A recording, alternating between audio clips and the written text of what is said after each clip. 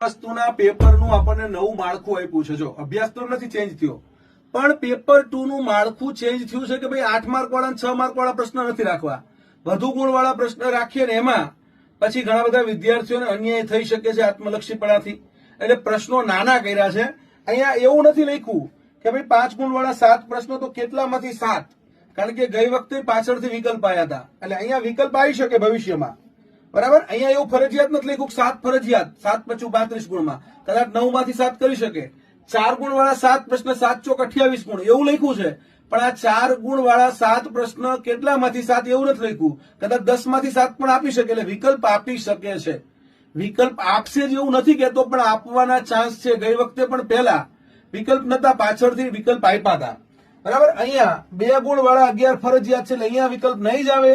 અહીંયા 15 ગુણ વાળા એટલે કે 1 ગુણ વાળા 15 પ્રશ્નો ફરજિયાત છે, એટલે આ 37 ગુણની અંદર તો વિકલ્પ નહીં જ આવે. આ 63 ગુણની અંદર તમારા વિકલ્પ આવી શકે, બરાબર. 35 ને 28 અહીંયા તમારા 63 ગુણની અંદર વિકલ્પ આવી શકે. આ વસ્તુને ધ્યાનમાં લેવાની છે લાલભાઈ.